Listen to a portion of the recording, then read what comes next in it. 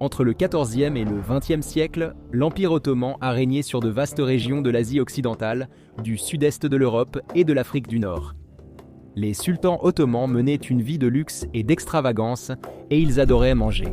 La nourriture était très importante pour les dirigeants de l'Empire ottoman. Les sultans approvisionnaient leur cuisine avec des épices exotiques, des ingrédients importés de tout leur immense empire, ainsi que de partenaires commerciaux comme la Chine et la Perse. Aujourd'hui, nous allons voir comment un sultan de l'Empire ottoman dînait. Mais avant de commencer, n'oubliez pas de vous abonner à Weird History et de nous laisser un commentaire ci-dessous. Quelle histoire culinaire souhaitez-vous entendre? D'accord, parlons donc de la Turquie. Avant d'entrer dans les détails, sachez que les sultans ottomans ne partageaient guère leurs secrets culinaires avec le monde. C'est pourquoi les cuisiniers impériaux ne pouvaient pas écrire leurs recettes. Certains plats, comme le baklava et le café turc, restent aujourd'hui incontournables de la cuisine turque, tandis que d'autres ont disparu ou ont été difficiles à reconstituer. Bien que le sultan ait tenté de garder le secret, certains de leurs plats et boissons favoris sont aujourd'hui connus. Beaucoup sont encore visibles dans les rues d'Istanbul, plus d'un siècle après la chute de l'Empire. Imaginez être assez riche pour posséder une cuisine de confiserie, préparant des douceurs à la demande. Les sultans ottomans avaient de telles cuisines, et elles étaient des spécialisées dans la préparation de confitures, de jus, de sirops et de douceurs, dont la plus célèbre et luxueuse était la baklava. La baklava remonte à des milliers d'années, jusqu'à l'ancienne Assyrie, mais ce sont les Ottomans du XVe siècle qui ont perfectionné la recette.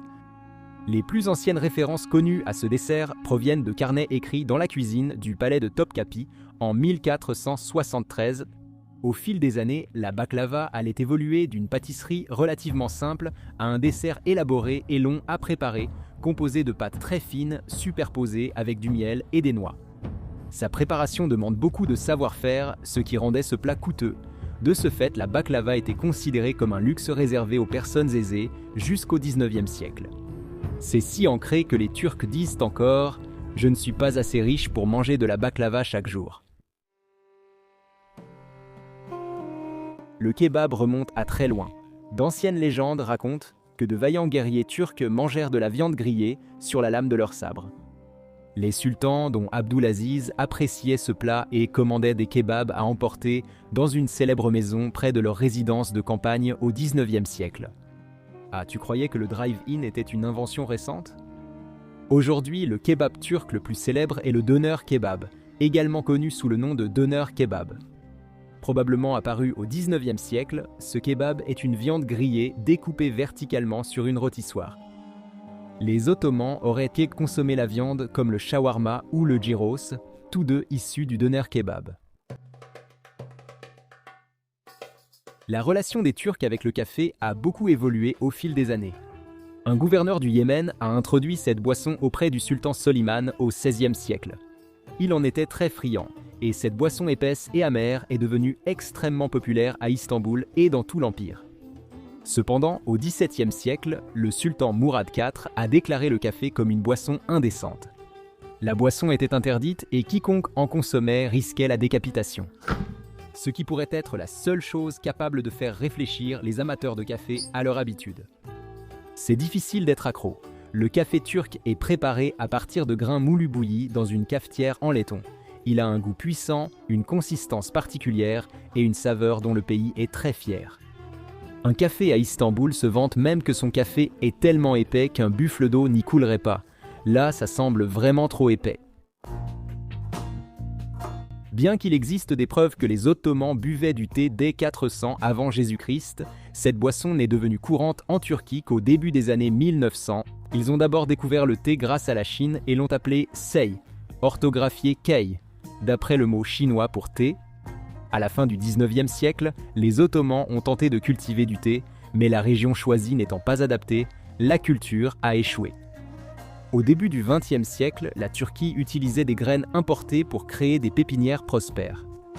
Aujourd'hui, le pays produit des centaines de milliers de tonnes de thé, sa deuxième boisson la plus consommée après l'eau. Les Ottomans utilisaient une théière à étage, le samovar, pour faire bouillir l'eau.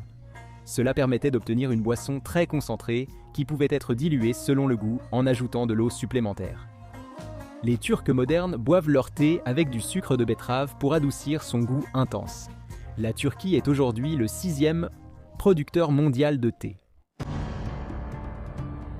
Pour beaucoup, le sherbet est aujourd'hui un dessert glacé à base de jus de fruits ajouté au lait, à la crème ou à la gélatine. Mais pour les Ottomans, c'était une boisson sucrée et rafraîchissante, faite en mélangeant des fruits écrasés avec diverses fleurs et herbes. Le sherbet pouvait être apprécié aussi bien avant que pendant les repas. Le sherbet ottoman pouvait être préparé de plusieurs façons, mais au moins une recette recommandait de mélanger de l'eau de source glacée avec un sirop fait de poires, de coingues, de pêches, de pommes et d'abricots. Au XVIIe siècle, l'Angleterre a commencé à fabriquer les siens à partir de poudre de sherbet importée de l'Empire ottoman. Parce que les Ottomans pouvaient y mélanger le sirop avec de l'eau, de la glace ou même de la neige, le mot sherbet, qui dérivait d'un mot signifiant boire, était souvent traduit en anglais par sirop. Les historiens débattent de l'origine de Barak, incertaine entre la Turquie et l'Est méditerranéen. Quoi qu'il en soit, c'était un favori des sultans ottomans depuis l'époque de Mehmed le Conquérant au XVe siècle. Une pâtisserie feuilletée et salée qui se présente sous différentes formes comme des carrés, des triangles et des croissants et qui peut être garnie d'ingrédients comme du fromage, des légumes ou de l'agneau. Barak reste encore populaire aujourd'hui, cependant, le plat a beaucoup changé au fil des années. Le barak que Mehmed aimait était sans doute au poulet. Plus tard, les sultans mangeaient du barak farci d'ingrédients rares importés comme châtaignes, abricots secs, dattes et viande hachée, notamment lors du banquet diplomatique de 1649. Le salep est une boisson chaude lactée à base d'orchidées moulues. L'ingrédient principal de cette boisson était la farine de salep, issue du broyage des racines d'orchidées sauvages des montagnes anatoliennes. Cette farine, réputée aphrodisiaque, était ensuite mélangée à de l'eau de rose, du lait et du sucre. Pour créer une douceur sucrée et délicieuse, que les Ottomans adoraient absolument, cette boisson reste incroyablement populaire en Turquie. Aujourd'hui, le pays a en fait constaté une diminution appréciable de la population d'orchidées sauvages et a dû adopter des lois interdisant leur exportation. Le pilaf est un plat de riz, aux légumes, viande et épices, cuit dans un bouillon. Le pilaf turc se préparait souvent avec du bouillon de mouton. Bien qu'il existe de nombreuses variétés de pilaf turc, ils sont tous cuisinés de manière à ce que le riz, idéalement, ne colle pas du tout et puisse potentiellement tomber de la cuillère, un grain à la fois. L'histoire du pilaf en Turquie remonte au moins à 1404 lorsque l'empereur turco-mongol Tamour l'a servi lors d'un banquet. Au XVIe siècle, le pilaf de riz n'était pas seulement un aliment de base de la cuisine ottomane, mais il était aussi extrêmement populaire auprès de leurs rivaux fréquents. Dans l'Empire perse, un voyageur ottoman du XVIIe siècle dans la ville perse de Tabriz a recensé 40 sortes différentes de pilaf. La ville avait été occupée à plusieurs reprises par les Ottomans dans le passé. Les plats farcis étaient très populaires chez les Ottomans. Une partie importante de leur cuisine était dédiée au dolmas, aliment farci, et au sarmas, aliment roulé. L'histoire d'amour a commencé bien avant, lorsque les Turcs ont conquis Constantinople en 1453 et que le sultan Mehmed a développé un goût pour les légumes farcis à la viande. Le sultan fut le premier à adopter ce plat qui devint vite populaire. Les dolmas sont souvent préparés avec des aubergines, oignons, tomates, courgettes et poivrons. Les Ottomans ont aussi adopté la technique d'enrouler légumes, riz et épices dans des feuilles de vigne, créant ainsi le sarma, nommé d'après ce procédé. Le pain était un aliment de base dans la cuisine ottomane et le palais impérial possédait ses propres fours.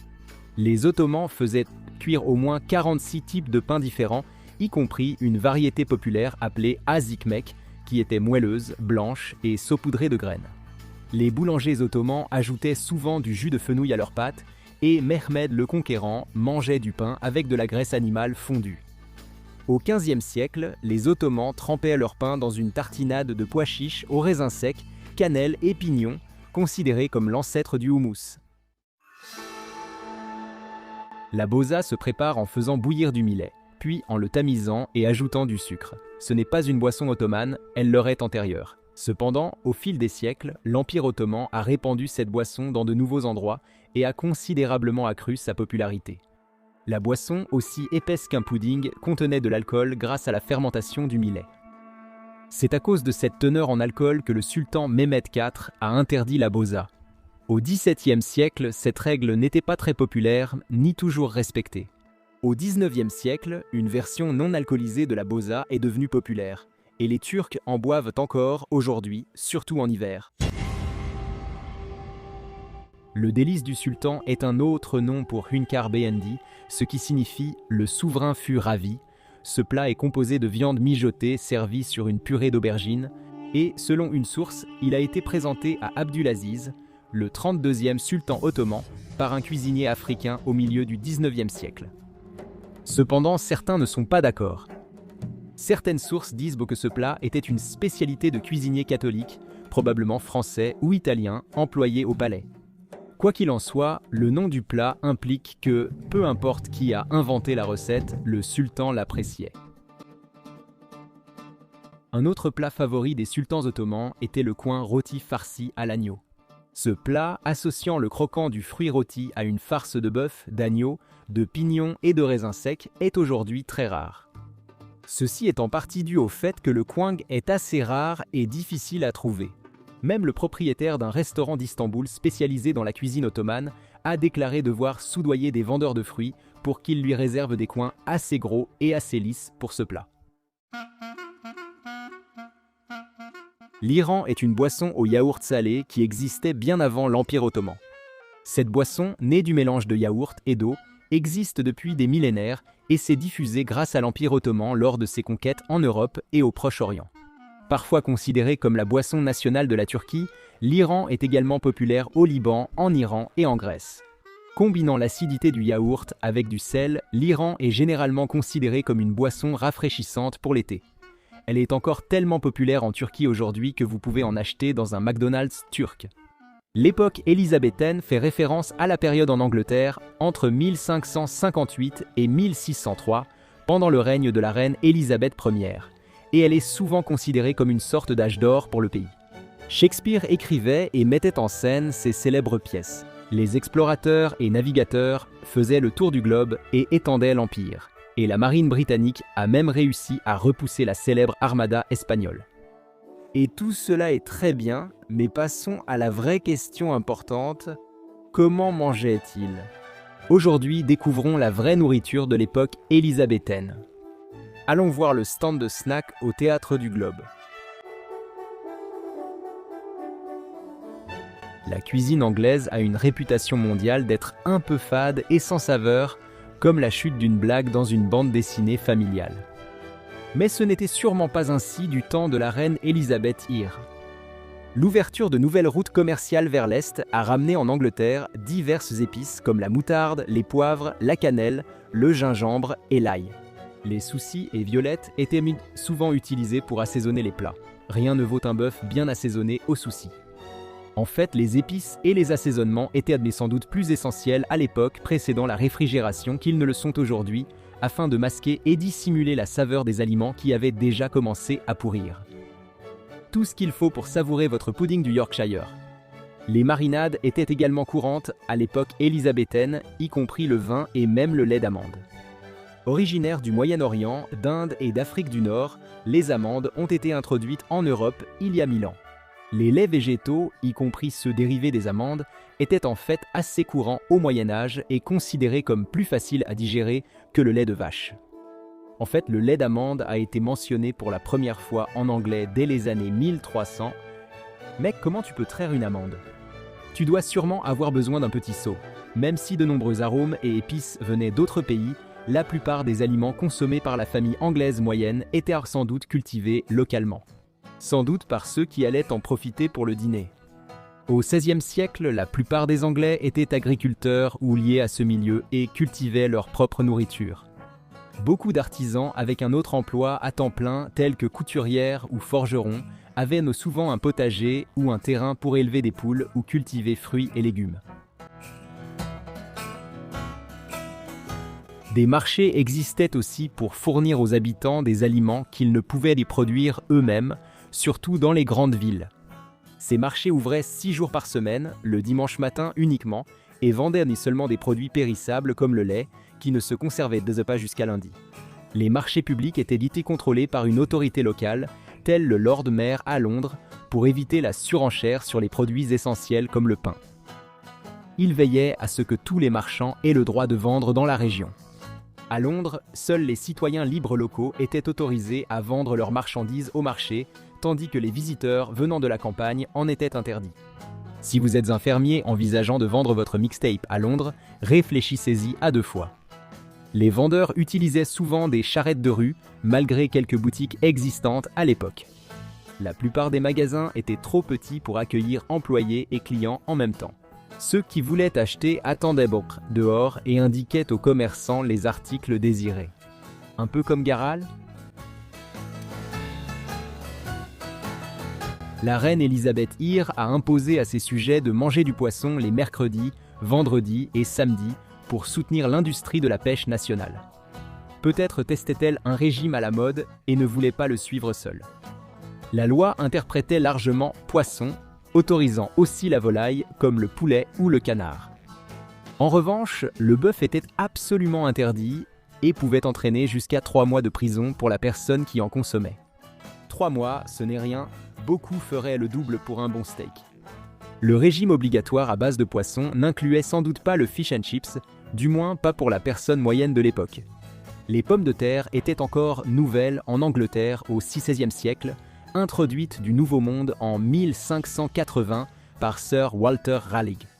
En raison de leur rareté relative en Europe, elles restaient un mets délicat et coûteux réservé exclusivement aux riches. La maison familiale moyenne était exiguë et la plupart n'avaient pas de cuisine. Pour beaucoup de gens du peuple, cela signifiait utiliser des fours partagés par plusieurs voisins, voire par des communautés entières. Un peu comme le micro-ondes commun dans un dortoir universitaire. Il faisait probablement brûler moins de pop-corn. Certains de ces fours collectifs pouvaient cuire 20 pains en même temps. Les boulangers de divers foyers déposaient leurs pains, tartes ou gâteaux, puis revenaient les chercher. Plus tard, de nombreux villages et villes avaient aussi des boulangers à plein temps qui préparaient pour vous contre paiement. Alors que l'on pouvait généralement compter sur la présence de cuillères et de serviettes dans la plupart des foyers et des petites auberges à l'heure des repas, il était attendu que chacun apporte son propre couteau pour couper. Aujourd'hui, apporter son propre couteau chez Applebee's mène souvent à une arrestation. À cette époque, les fourchettes n'étaient pas du tout répandues en Angleterre et restaient inconnues sur la plupart des tables. Couper la nourriture au couteau puis la prendre à la cuillère suffisait.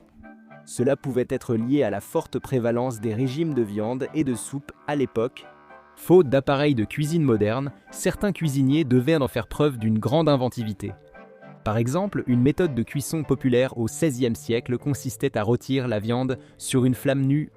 Malheureusement, pour cuire la viande uniformément de cette façon, il fallait la faire tourner sur une broche, parfois pendant des heures. Un travail répétitif, long et agaçant pour un cuisinier humain.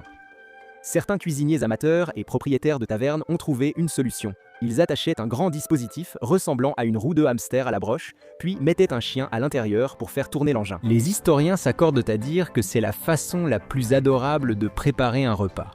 Une petite race de chiens spécialisée aux pattes courtes et aux corps allongés, connue sous le nom de chien tourne-broche, a en fait été élevée spécifiquement pour cette tâche, mais cette race a aujourd'hui complètement disparu. Hormis la cuisson à la broche, les cuisiniers de l'époque pouvaient surtout faire bouillir, rôtir ou frire, mais il est difficile d'apprendre cela à un chien. L'eau fraîche, que nous considérons aujourd'hui comme acquise, était autrefois plus difficile à obtenir que la plupart des aliments de base dans un village anglais typique. L'eau autour des zones résidentielles anglaises au XVIe siècle était souvent contaminée par des maladies telles que la typhoïde et le choléra. Ces maladies étaient mal comprises, même par les médecins, mais on savait qu'elles se transmettaient en buvant de l'eau sale. Les boissons alcoolisées comme la bière étaient considérées comme une option plus sûre, sans parler du fait qu'elles étaient plus amusantes. Ces bières variaient énormément en termes de teneur en alcool. Certaines étaient si douces que les enfants en buvaient au repas, tandis que les plus alcoolisées, enrichies de houblon, plaisaient aux adultes voulant se griser. Parmi les riches, le vin était la boisson préférée, à la fois pour ses saveurs subtiles et comme symbole de statut social. Un verre de vin aurait coûté jusqu'à 12 fois plus cher qu'une portion équivalente de bière. Tout le monde n'a pas le budget pour se saouler avec élégance. En plus de leur vin, les Élisabétains les plus riches profitaient de régimes extrêmement riches en viande. Les grands repas et banquets se distinguaient par la variété de viande servie à chaque service, comme le poulet, bœuf, porc, veau, mouton, lapin, chevreuil, canard, oie et pigeon. En gros, tout le casting d'un film pour enfants. Même si cela devait être délicieux et impressionner ceux qui ne pouvaient pas souvent manger de viande fraîche, ce n'était pas forcément le mode de vie le plus sain. Des maladies évitables comme les calculs rénaux et les infections urinaires étaient extrêmement courantes chez la haute société. Cela s'expliquait surtout par la grande quantité de viande consommée chaque jour, sans assez de légumes ou céréales. Cela ne signifie pas que les classes inférieures ne mangeaient jamais de viande. À l'époque des Tudors, il était fréquent que les riches donnent leurs restes à leurs domestiques. Les bouchers et poissonniers du village donnaient leurs restes de fin de journée à la paysannerie, au lieu de les laisser se gâter. En général, gaspiller de la nourriture était mal vu au XVIe siècle, et les cuisiniers ingénieux faisaient de leur mieux pour utiliser chaque partie de l'animal. Le pain, aliment de base du régime élisabétain, offrait une expérience très différente selon la classe sociale et économique. Les riches consommaient principalement des pains blancs préparés à partir de farine finement moulue, tandis que les citoyens plus pauvres mangeaient des pains bruns et noirs faits de céréales moins chères, comme l'orge et le seigle. Pour l'ouvrier typique, le repas de midi aurait été un morceau de ce pain noir, un peu de fromage et éventuellement une sorte de pâtisserie contenant de la viande ou des légumes. Pour les membres aisés de la société élisabéthaine, la présentation était jugée très importante, notamment lors des repas festifs pendant les événements. Dans certains foyers, les décorations et ornements décadents et extravagants étaient aussi prisés que les saveurs elles-mêmes, et les repas gastronomiques étaient appréciés autant pour leur goût que pour leur apparence glamour. Par exemple, les paons étaient vus comme la nourriture des amoureux et des seigneurs à l'époque élisabéthaine, figurant souvent à la table de la reine. Les plumes distinctives et éclatantes de ces oiseaux étaient également utilisées pour créer des présentations de table et des centres de table élaborés et, vraisemblablement, pour se curer les dents. Le sucre raffiné faisait partie des principales cultures arrivant en Angleterre depuis le Nouveau Monde. À cette époque, des chefs créatifs lui trouvaient toutes sortes d'utilisations, y compris pour des décorations en sucre. Des sculptures, souvent moulées en forme reconnaissable comme des animaux, étaient fréquemment utilisées pour orner les tables de banquet des aristocrates. Ces sculptures attiraient vraisemblablement des fourmis extrêmement sophistiquées. Le sucre était également utilisé pour parfumer une variété de desserts familiers qui seraient reconnaissables pour les convives modernes, notamment des pâtisseries, des tartes et des gâteaux. Mais contrairement à aujourd'hui, les plats sucrés étaient bon servis tout au long du repas, entre les plats salés, plutôt que d'être exclusivement réservés à la toute fin. Le dernier service de ces repas offrait souvent des amuse-gueules légers, comme fromage et noix, au lieu de gâteaux ou autres produits de boulangerie. Tout le monde souhaite finir un bon repas avec du fromage de poulet. À l'époque, le sucre importé, cher, était un symbole de statut pour les riches. Même sa principale conséquence négative, des dents noires et pourries, en est venue à être considérée comme séduisante et attirante. Des sources indiquent que des aristocrates tentaient d'accélérer la décomposition de leurs dents en se brossant avec du miel ou du sucre. On raconte que la reine Élisabeth avait perdu tant de dents qu'il lui était difficile de parler et de se faire comprendre. Chez ceux qui ne pouvaient pas s'offrir assez de sucre pour abîmer leurs dents ou voulaient accélérer cela, le noircissement des dents est devenu à la mode un temps. Mâcher du charbon était une méthode pour obtenir ce look recherché de dents noircies sans avoir à engloutir un pain en sucre décoratif. Qu'est-ce que les gens mangeaient sur le Titanic ? Vous savez, avant que tout cela n'arrive, cela dépendait très littéralement de l'endroit où vous étiez assis. Les passagers de première classe profitaient d'un large choix de saveurs, tandis que ceux de deuxième et troisième classe avaient moins d'options. Personne n'est resté sur sa faim, même pas l'iceberg. Aujourd'hui, nous allons donc jeter un coup d'œil à ce que les passagers du Titanic mangeaient.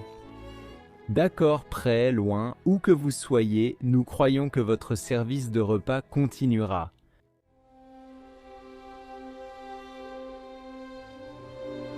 Il y avait beaucoup de glace sur le Titanic, 1200 litres pour être exact. Waouh, c'était vraiment le plus grand navire jamais construit. Mais le type de glace variait selon la classe sociale. Après le dîner, les passagers de première classe recevaient de la glace française en dessert, tandis que ceux de deuxième classe avaient de la glace américaine. La glace française était jugée supérieure grâce aux œufs, la rendant plus riche et épaisse, proche de la crème anglaise. Les desserts élaborés en première classe, comme la glace française, étaient eux supervisés par Adolphe Matman, inscrit parmi l'équipage en tant que maître glacier. À ne pas confondre avec un personnage de Top Gun, à notre connaissance.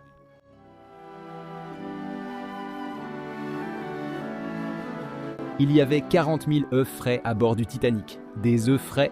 Combien de poules y avait-il à bord? Les passagers de première classe ont dégusté de nombreux plats à base d'œufs toute la journée. Des œufs frits, cuits au four, pochés et durs étaient trop disponibles au petit déjeuner et l'œuf à la Argentea, un plat d'œufs brouillé avec des asperges, était proposé au déjeuner. Les passagers de deuxième classe avaient des œufs frits et du jambon grillé au petit déjeuner, comme les voyageurs de troisième classe. Cependant, on leur servait seulement du jambon et des œufs, sans préciser la préparation des plats. Les deux ingrédients étaient peut-être simplement déposés à la va-vite sur une assiette, comme dans un Waffle House en mer, ou plutôt, je suppose, un Waffle House flottant.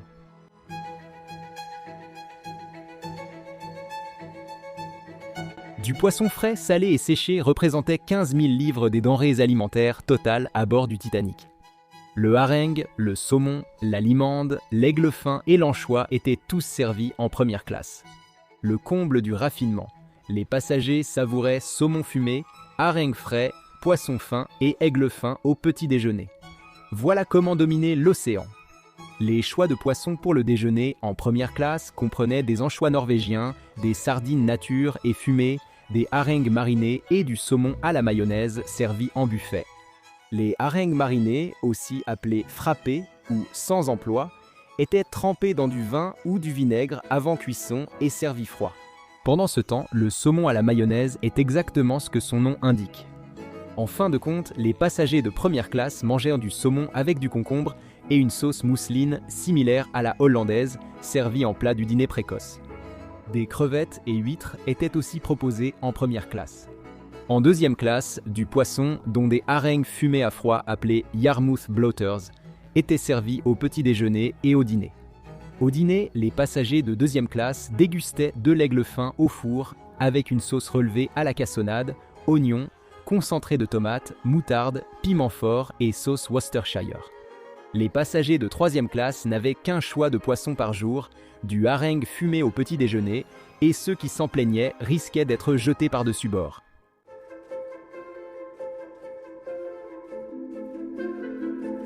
Les tartinades sucrées comme la gelée, la marmelade et la confiture étaient courantes sur le Titanic, mais leur choix dépendait de votre classe de passagers. Il fallait payer un supplément pour la confiture, on dirait Spirit Airlines. Les passagers de troisième classe avaient de la marmelade au petit déjeuner et une sauce sucrée au dîner, ceux de deuxième classe la marmelade et en première classe une gelée de vin en plus. En plus de la gelée de Chartreuse, ils pouvaient choisir entre cassis, confiture, miel de Narbonne et marmelade d'Oxford lors de leur repas du matin. La marmelade d'Oxford, la version de Frank Cooper de la tartinade britannique traditionnelle, était faite à partir d'oranges, de sirop, de sucre et de pectine. Toutes ces douceurs à tartiner étaient dégustées sur du pain frais que chacun trouvait en abondance à bord du Titanic.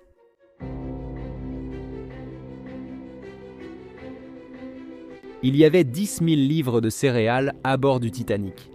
Ça fait beaucoup de Capitaine Crunch. Au petit déjeuner et en troisième classe, la bouillie d'avoine servait de porridge, parfois aussi le soir. Elle pouvait être préparée avec diverses céréales comme seigle, blé, riz ou avoine. D'autres céréales incluaient le maïs pour le pain et le sarrasin en galette. Les flocons d'avoine Quaker étaient servis au petit déjeuner de première classe sur le Titanic, avec le riz soufflé, aussi produit par Quaker Oats. Quaker tenait à être présent dès le début sur le Titanic. Walter Donald Douglas, dont le père possédait un moulin à céréales dans l'Iowa, devenu ensuite partie de Quaker Oats, était à bord du Titanic et cadre dans l'entreprise. Douglas est mort sur le Titanic après avoir vu sa femme et leurs domestiques embarqués dans un canot de sauvetage. Il aurait refusé de partir, affirmant que quitter le navire avant la sécurité de toutes les femmes et enfants ferait de lui moins qu'un homme. Il venait de passer 5 jours avec elle, il avait peut-être juste besoin d'une pause. Douglas a été interprété par l'acteur Desmond Roberts dans une brève scène d'un film de 1958 sur la catastrophe du Titanic intitulé La Nuit du Souvenir. Toutefois, il n'a pas figuré dans le film de James Cameron.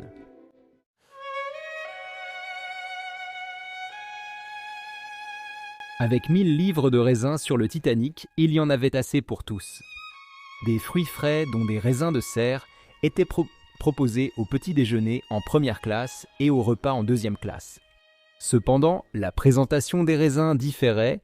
En première classe, les passagers avaient des ciseaux à raisin. Il y avait entre 100 et 1500 paires de ces ustensiles de table spécialisés à bord. Le Titanic ne voulait pas que les Astors se foutent les doigts en cueillant des raisins. Pendant ce temps, les passagers de deuxième classe devaient détacher les raisins de la grappe à la main.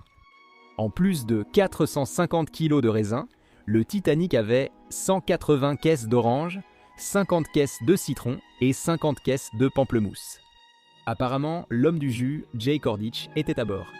Des fruits étaient servis aux passagers des 3 classes, plusieurs fois par jour pour les classes supérieures.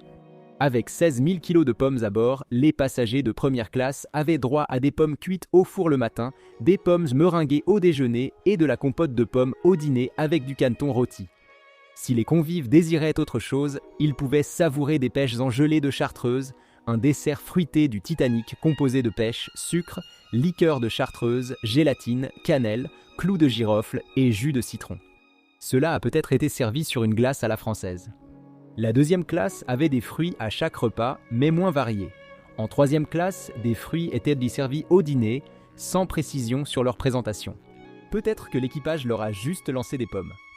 Le Titanic proposait un large choix de pudding à ses passagers. En première classe, le pudding à la crème, semblable à la crème brûlée, était fait d'œufs, sucre, lait et divers arômes, et servi au déjeuner. Pendant ce temps, le pudding Waldorf, qui comprenait traditionnellement des fruits et des noix, mélangés à un pudding à la vanille, était un choix de dessert au dîner. La deuxième classe avait du pudding au tapioca au déjeuner et aux prunes au dîner, tandis que l'entrepont n'avait que du pudding aux prunes. Mais pour être juste, on ne se contente jamais vraiment de pudding. Le pudding est toujours le bienvenu. En première classe, la soupe était l'un des nombreux plats servis au dîner. En troisième classe, un ragoût copieux servait souvent de plat principal. Consommés fermiers et coquiliki ont ouvert le déjeuner en première classe le 14 avril, le dernier jour du navire maudit. Alors que les choix de soupe étaient Doki crème d'orge ou consommé Olga, le consommé fermier était probablement un bouillon de légumes, car fermier signifie paysan en français, à moins bien sûr que ce soit une soupe paysanne. Probablement pas, mais peut-être. Coquiliki était composé de poireaux, bouillon de poulet, un peu de riz ou d'orge et un assaisonnement à la crème d'orge. La soupe était sans doute faite avec du bouillon de bœuf ou de poulet, de l'orge, des légumes andés et beaucoup de crème fraîche. Le consommé Olga, plus léger, était fait de bouillon de bœuf, purée de tomates, légumes et bœuf. Les passagers de deuxième classe avaient de la soupe au pois au déjeuner, ceux de l'entrepont de la soupe au riz l'après-midi. Le dîner n'est pas du riz, la soupe est juste devenue du riz. Où est votre imagination, chef Titanic ?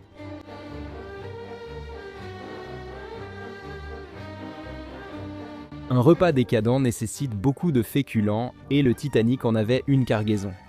Écoutez, vous saviez qu'il y aurait forcément un jeu de mots avec bateau à un moment donné. Ne soyez pas fâchés, le Titanic avait 40 tonnes de pommes de terre à bord. Au petit déjeuner, la première classe avait le choix entre pommes de terre purées, sautées ou en robe des champs, comme la purée et les frites proposées en deuxième classe. La deuxième classe pouvait aussi manger du American Dry Hash au gratin, un mélange recouvert et gratiné de corned beef, pommes de terre, beurre et fromage. La troisième classe n'avait qu'un choix de pommes de terre au petit déjeuner, les pommes de terre en robe des champs ou au four. Quel type de veste ? On ignore, sûrement réservé aux membres. Le dîner en troisième classe comprenait aussi pommes de terre bouillies, viande et légumes. Au déjeuner, la première classe choisissait encore entre purée, frites ou pommes de terre au four. Au dîner, les passagers de première classe dégustent du filet mignon Lily, servi sur des pommes de terre beurrées. Une autre option de pommes de terre comprenait les pommes de terre château, des pommes de terre en forme ovale, souvent servies avec une sauce béarnaise. Plus de choix de pommes de terre, dont parmentier et nouvelle bouillie, étaient desservis en dés et entières. Toujours proches d'une pomme de terre. Sur le Titanic, c'était sûrement leur slogan. Pendant ce temps, le large choix de pain sur le Titanic témoignait de la diversité des influences culinaires du navire et de ses passagers. Lorsque le Titanic quittait le port avec 1000 miches, l'équipe de cuisine préparait chaque jour du pain frais, servi à tous les repas pour toutes les classes. En troisième classe, du pain frais et du beurre étaient proposés au petit déjeuner, ainsi qu'un pain appelé pain suédois, dont la recette exacte reste inconnue. Du pain frais était servi au dîner avec des biscuits de cabine, des crackers aussi proposés au souper tardif. Au goûter, les passagers de troisième classe mangeaient du pain frais, du beurre, de la viande froide, du fromage et des cornichons. Les passagers de deuxième classe recevaient des biscuits au repas, des scones au soda, des galettes de sarrasin et des petits pains viennois ou au son au petit déjeuner. La première classe profitait d'options de pain similaires avec en plus des scones au raisin sec et du pain de maïs. Un plat unique à la troisième classe, absent ailleurs sur le navire, était la triperie, la paroi de l'estomac d'un animal. Ce plat, habituellement bouilli, était frit et accompagné d'oignons sur le Titanic, donnant une haleine proche d'une usine de hot-dog. En première classe, agneaux et moutons étaient servis au petit déjeuner. Les convives pouvaient aussi commander des côtelettes de mouton, grillées au petit déjeuner et au déjeuner. Un dîner d'agneau sauce menthe a été servi aux passagers de première et deuxième classe le 14 avril, peu avant la collision avec l'iceberg. Les passagers de troisième classe ne recevaient ni agneau ni mouton à aucun moment de la journée. Servir de l'agneau en troisième classe est impensable. Que dirait la reine ? Au total, il y avait 75 000 livres de viande fraîche sur le Titanic, ce qui signifiait beaucoup de morceaux de bœuf. En première classe, les passagers avaient divers choix à chaque repas, dont filets, mignons et aloyaux de bœuf. Au déjeuner, les passagers de première classe avaient le choix entre rôti de bœuf, bœuf épicé, viande froide et steak d'aloyaux sur demande. Au dîner de deuxième classe, le rôti de bœuf était servi avec de la langue et de la saucisse au déjeuner. Rien ne vaut la viande accompagnée de viande, sauf peut-être encore plus de viande. En troisième classe, seul le rôti de bœuf avec sauce brune était proposé. Viande, pommes de terre, soupe, légumes et un bon pudding aux prunes auraient largement suffi, voire même été extravagants. En première classe, on servait aussi des rognons, du bacon et du jambon, préparés de 4 façons différentes. 7 500 livres de jambon et de bacon, ainsi que 25 000 livres de volaille, ont été servis sur le navire, y compris du bœuf salé, du poulet et de la dinde. Parmi les plats populaires en deuxième classe, le Titanic proposait aussi de la viande cachère à ses convives. Peut-être qu'ils auraient dû se débarrasser d'une partie de cette viande et apporter plus de canaux de sauvetage, même si certains morceaux de bœuf auraient en effet un radeau plutôt sympa. Lorsque la peste noire a frappé l'Europe au XIVe siècle, les médecins en sont venus à croire que certains aliments propageaient la maladie, tandis que d'autres favorisaient la santé. Ils n'avaient pas toujours raison. Cependant, ces croyances ont marqué la culture alimentaire médiévale et influencent encore aujourd'hui les modes de vie et d'alimentation de nombreuses régions du monde. Alors, aujourd'hui, nous allons jeter un œil à certaines choses que vous n'allez pas croire que les Européens mangeaient pendant la peste. Parfait, préparez votre appétit, il est temps de découvrir une histoire étrange.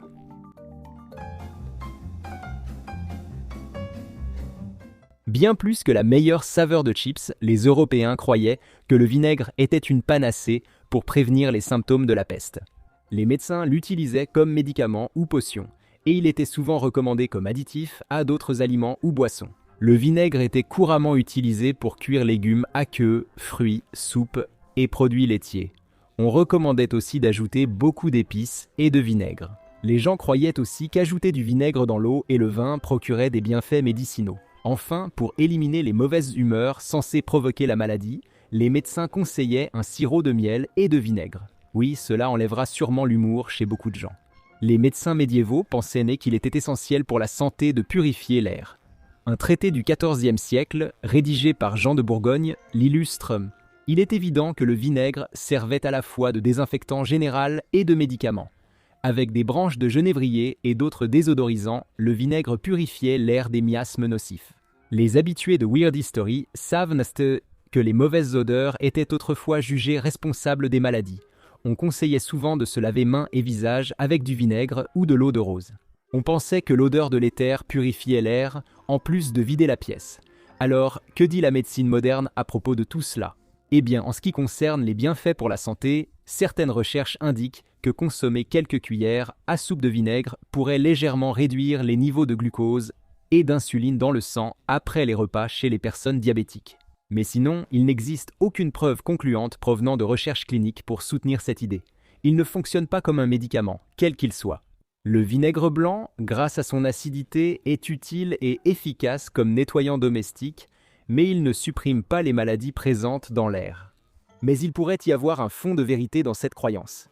Le soi-disant vinaigre des 4 voleurs, un mélange d'herbes et de vinaigre qui, au Moyen-Âge, était censé protéger les gens contre la peste, aurait pu contenir des répulsifs naturels contre les puces, et puisque la peste était propagée par les puces, il est au moins plausible que s'asperger de vinaigre, comme une eau de Cologne bon marché, ait réellement aidé certaines personnes à éviter d'attraper la peste. La plupart des paysans médiévaux avaient une vache, un mouton ou une chèvre et les traillaient pour obtenir des produits laitiers. On pourrait penser qu'ils se baignaient dans du lait frais comme des guimauves de Lucky Charms, mais non. En réalité, les Européens médiévaux ne buvaient pas de lait frais.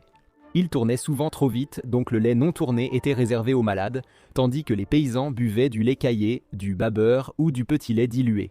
Chez les riches, un autre substitut au lait frais était le lait d'amande, encore aujourd'hui une alternative populaire. Le lait d'amande était également utilisé pour soigner les malades, car les médecins pensaient qu'il était plus facile à digérer que les amandes entières et qu'il pouvait fournir des nutriments essentiels aux personnes malades. Cependant, les amandes étant coûteuses, ce traitement était réservé aux plus riches. La noix était fortement associée à la cuisine grecque et arabe, et bien qu'elle soit présente dans les recettes d'Europe du Nord, elle n'était généralement pas accessible à la majorité de la population. Pendant les épidémies de peste, il était déconseillé de consommer des fruits frais, soupçonnés de transmettre la maladie. On soupçonne aujourd'hui que ces maladies étaient dues au plomb des assiettes, utilisé par l'aristocratie pour servir ces fruits, ce que personne ne comprenait alors. Cette association est devenue si répandue qu'à une certaine période, en 1569, les autorités anglaises ont interdit la vente de fruits frais. Cela ne signifie pas que les Européens du Moyen-Âge ne consommaient aucun fruit, seulement pas de fruits frais. Les fruits les plus populaires étaient les poires, les pommes, les prunes, les damas, les cerises et les fraises. Et ils étaient souvent utilisés dans des tartes conservées avec du sucre ou séchées pour être consommés plus tard. Honnêtement, on comprend. Les fruits sont meilleurs en tarte et le sucre améliore tout.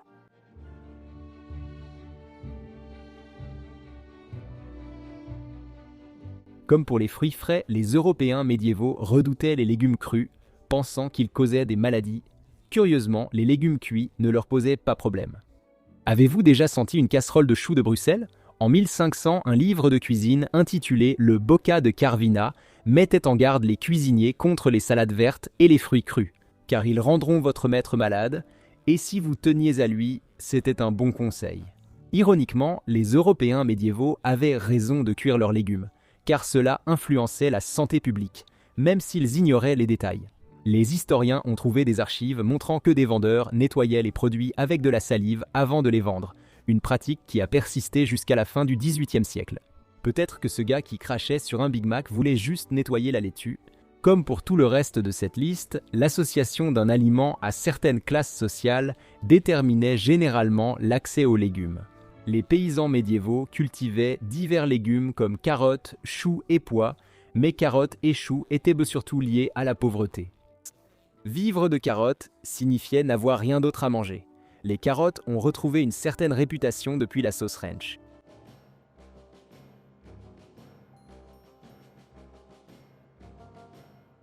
Alors que légumes et fruits frais étaient notés suspectés de causer des maladies, la viande ne posait problème à personne. La viande était couramment consommée dans toute l'Europe médiévale, et bien que différentes viandes soient servies, leur abondance et leur variété étaient déterminées par le statut socio-économique. Comme à peu près tout le reste, et c'est toujours le cas aujourd'hui en raison du faible coût et de l'accessibilité des animaux, le bœuf et le mouton avaient tendance à être les viandes les plus courantes. Beaucoup de paysans avaient des vaches et moutons abattus pour la nourriture quand ils ne produisaient plus de lait ou étaient trop âgés. L'aristocratie avait évidemment des menus plus variés, paons, phoques, marsouins, sangliers et autres gibiers étaient servis lors des banquets. Plus l'animal était exotique, mieux c'était. L'élite médiévale semblait choisir ces menus pour choquer les enfants. Au Moyen Âge, des épices comme les clous de girofle, la cannelle et la noix de muscade étaient exotiques et luxueuses à cause du monopole arabe sur leur commerce.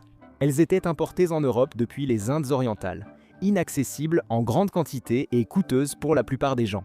Cependant, de nombreuses herbes fraîches étaient accessibles à une plus grande partie de la population européenne.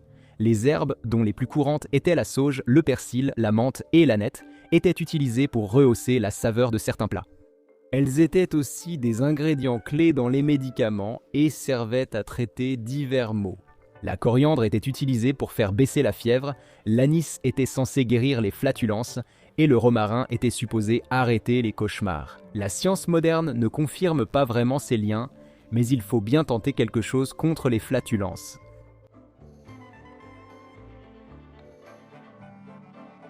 Un régime alimentaire qui est apparu quelque part entre le XIIe et le XIIIe siècle, connu sous le nom de Regimen Sanitatis Salernitanum, soulignait la consommation de vin et de bière, ce qui fait se demander si ce régime n'a pas été créé par des bons vivants du Moyen Âge. Beaucoup de nutritionnistes amateurs suivent toujours ce régime, surtout pendant les événements sportifs et les vacances. Il accordait également une grande importance à l'apprentissage du choix des meilleurs vins et bières dans le but de maintenir un mode de vie sain. Les gens buvaient souvent de la bière au petit déjeuner et du vin épicé au dîner. Après avoir trop bu la veille, le remède était de reprendre un verre le matin. Bien que la plupart des boissons alcoolisées étaient diluées, les Européens se tournaient tout de même vers le vin et la bière plutôt que vers l'eau, et cela tout au long de l'époque. À l'époque médiévale, les gens buvaient de l'eau si elle venait de bonnes sources, mais préféraient souvent d'autres boissons. Honnêtement, cela n'a guère changé. Des critères permettaient de choisir les meilleurs vins et bières, car les mauvais étaient jugés risqués pour la santé. Une bonne bière devait être claire, non aigre, brassée à partir de céréales saines, puis correctement fermentée et vieillie. Le vin blanc était recommandé comme le type de vin le plus sain, car le vin rouge provoquait de la constipation et de l'enrouement de la voix. Ces deux effets vont bien ensemble. Garder une voix claire est difficile en cas de constipation.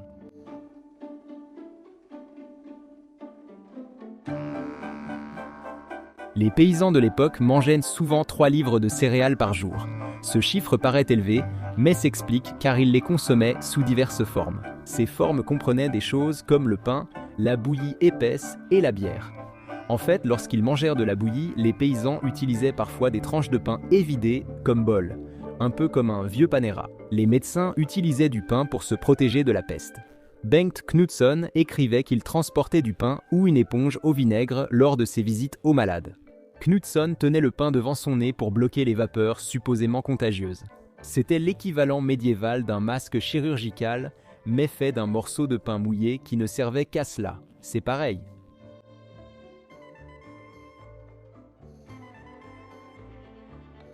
Tout le monde aime le goût du sucre, et c'était une denrée particulièrement précieuse à la fin du Moyen Âge.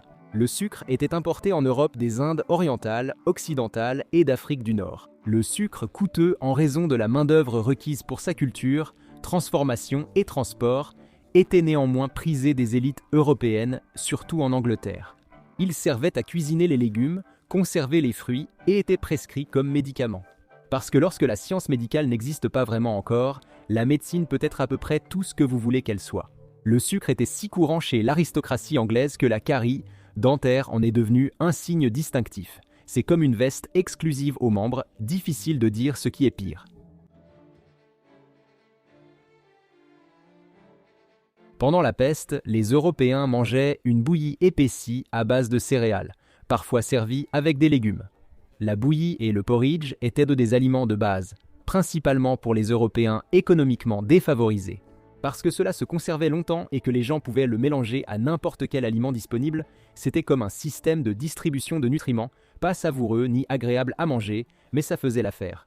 Ce plat a inspiré la comptine. Bouillie de pois chaude, bouillie de pois froide, bouillie de pois dans la marmite, vieille de 9 jours. Les amateurs de Dickens se rappellent peut-être la bouillie, ce plat dont Olivier Twist voulait une seconde portion. Le potage était aussi courant. Une soupe épaisse de céréales, légumes et viande, parfois servie sur une tranche de pain appelée tranchoir. Être paysan demande de consommer beaucoup de glucides, comme avant un rôle de super-héros.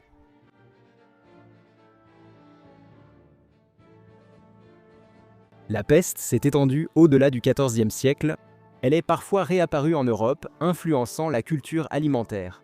Par exemple, dans les années 1600, la limonade aurait pu empêcher la peste à Paris. Comment cela? L'écrivain gastronomique Tom Néalon pense que les zestes de citron expliqueraient ces substances mystérieuses et auraient éliminé les puces responsables de la propagation de l'affection. Lorsque les rats dans les rues de Paris rongeaient les épluchures jetées, cela aurait aussi pu aider à éloigner les puces. Dans les années 1670, une nouvelle vague a frappé, mais Paris a encore été épargné, renforçant la théorie des zestes de citron. Ironiquement, bien que les Européens attribuaient des vertus médicinales à presque tous les aliments, ils ne buvaient pas de limonade pour la santé. La boisson, simple mode passagère, a peut-être accidentellement protégé une ville entière. Allez comprendre. Tout au long de ces périodes républicaines et impériales, Rome a été l'une des cultures les plus dominantes de l'histoire du monde. Cette domination reposait principalement sur la puissance militaire des légions romaines, mais si les légionnaires faisaient la force de Rome, qu'est-ce qui faisait la force des légionnaires si de la Nord? Eh bien aujourd'hui, nous allons voir ce que mangeaient les soldats romains.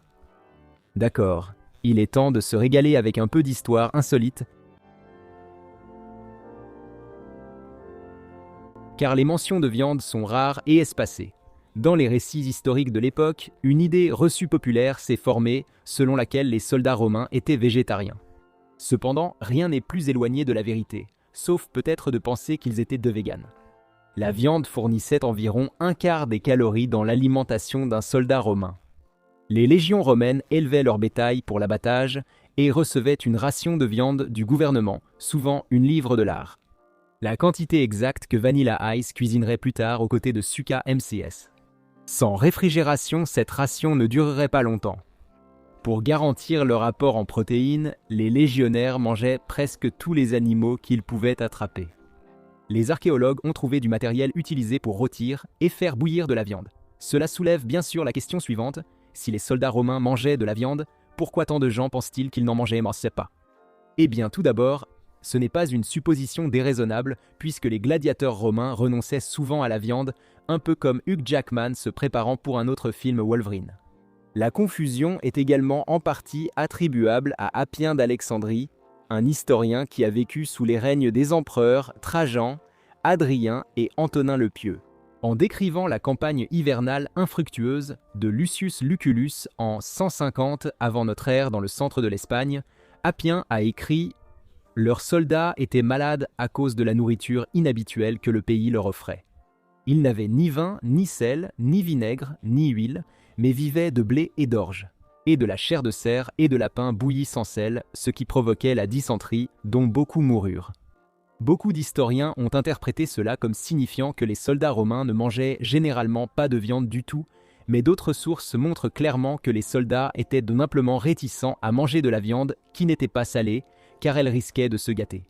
Appien et d'autres sources disent que les soldats consommaient de la viande bouillie ou rôtie, tandis que Plutarque précise qu'ils devaient manger viande, pain et ragoût. La viande étant très sensible à l'infection et à la décomposition, et plusieurs siècles avant les frites de McDonald's, chaque soldat recevait une généreuse ration de sel. C'était essentiel car des soldats faibles rendaient la légion faible. En fait, le sel était tellement important pour la survie que des salines militaires ont été établies. Chaque fois qu'une légion était trop éloignée de la mer pour illustrer la valeur du sel pour les Romains, nous tenions à le rappeler. Le mot anglais « salary » vient du mot latin « solarium », qui signifie salaire, et était utilisé pour décrire la solde d'un soldat, qu'il pouvait utiliser pour acheter plus de sel. L'auteur romain, Pline l'Ancien, pensait que le mot « solarium » lui-même venait du mot « solarius », qui signifie sel.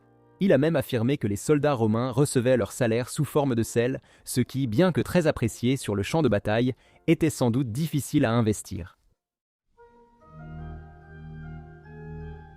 Outre la viande rôtie ou bouillie, de nombreux soldats romains conservaient aussi de la lucanica, une saucisse séchée pratique à consommer en déplacement, similaire au bœuf séché des stations-service.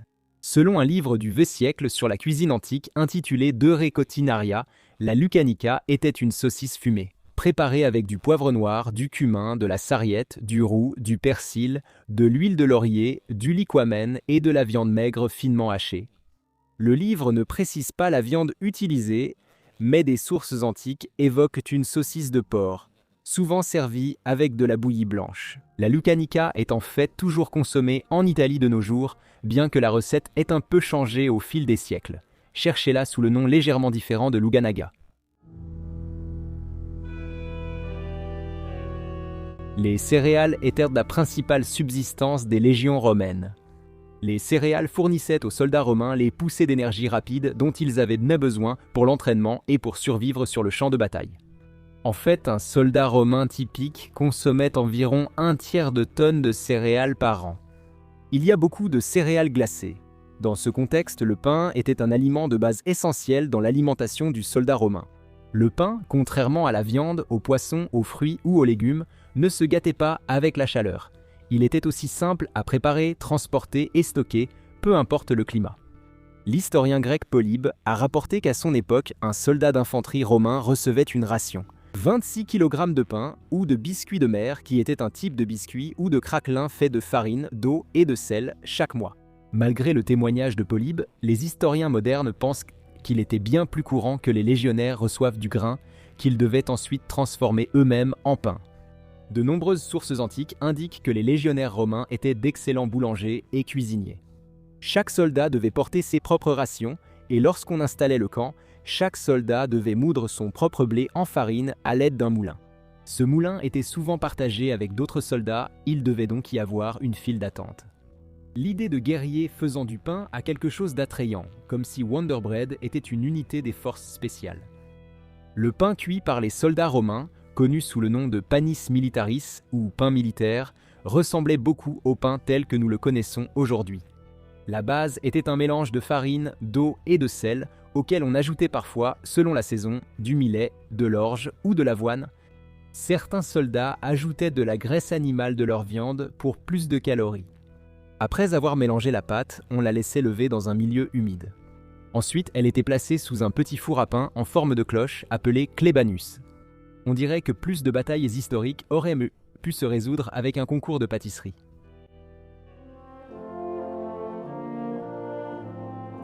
Les légionnaires utilisaient leurs grains pour faire du pain et aussi de la bouillie, sorte de pain mouillé. Donc, gardez vos applaudissements. Appelée pulmentum ou pulse, la bouillie était nutritive et facile à préparer sur le terrain, à base de céréales comme le millet, l'orge, l'épeautre ou le farro. L'ingrédient de base était grillé sur des pierres chaudes, puis broyé et mélangé à de l'eau bouillante, du sel et parfois de la viande si des animaux lents étaient proches. La bouillie pouvait être consommée directement ou solidifiée en gâteau, un moyen pratique de conserver les restes. La bouillie était si courante qu'à la Première République, les soldats romains étaient appelés politifagonives ou mangeurs de bouillie par les Grecs. Le fromage était essentiel dans l'alimentation des militaires romains. La ration quotidienne d'un légionnaire comportait généralement une once de fromage dur, appelé fromage sec par les Romains, connu sous le nom de pecorino. Pecorino se traduit de l'italien par brebis, donc vous pouvez probablement deviner d'où il venait. C'est exact, le rayon laitier du Shipley Wiggly. Je plaisante. Les brebis et les chèvres étaient une source courante de fromage dans les régions méditerranéennes. Les soldats stationnés dans les régions du nord de l'Europe, cependant, utilisaient plutôt le lait de vache. Ils le réquisitionnaient auprès des habitants. À la fin de l'ère romaine, le lait de vache devient plus populaire. Le fromage était apprécié pour sa teneur en matière grasse, favorable à la santé et à la longévité. De nombreux soldats avaient leur propre bétail, rendant la fabrication de fromage à partir de leur lait économique et pratique. Les Romains étaient en réalité tellement passionnés par le fromage qu'ils éduquaient souvent les nouveaux sujets qu'ils avaient méconquis à l'art raffiné de la fabrication du fromage.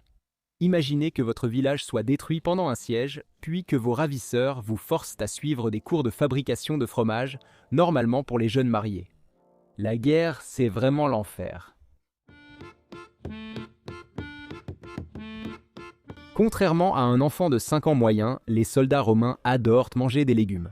Malheureusement, les légumes ont tendance à se gâter rapidement et ne se transportent pas facilement, donc si les légions voulaient des légumes, elles devaient généralement, les voler.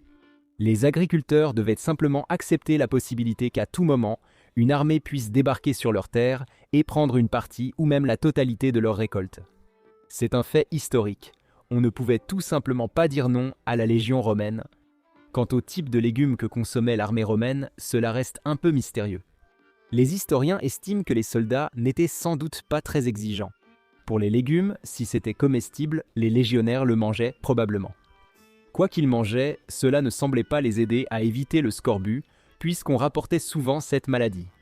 Ils auraient dû piller des vergers d'agrumes.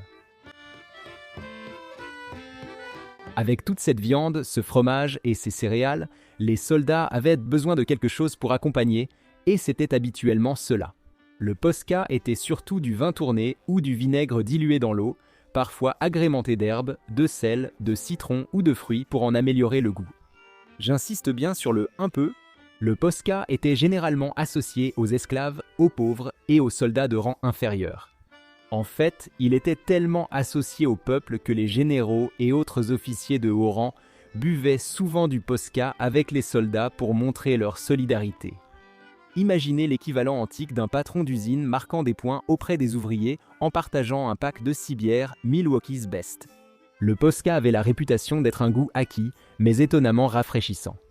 En prime, il avait la capacité de désinfecter l'eau non potable. En fait, ça donne un peu l'impression qu'on ne devrait pas en boire, non?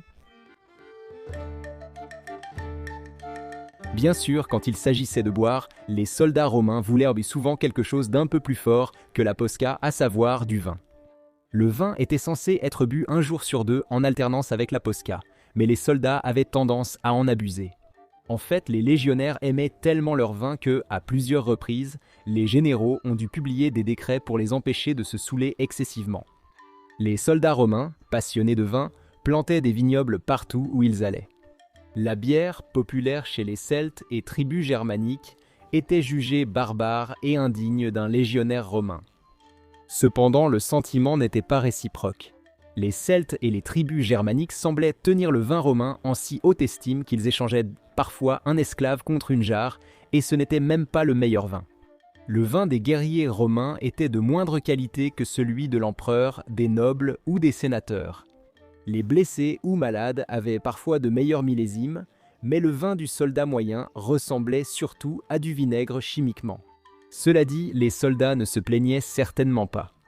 C'était bien mieux que la posca, généralement plus sûre à boire que l'eau du terrain, et cela servait de contre-agent contre les agents pathogènes et bactéries. On boirait certainement à ça. Il n'est peut-être pas surprenant que les Européens médiévaux aient eu de grandes célébrations de Noël.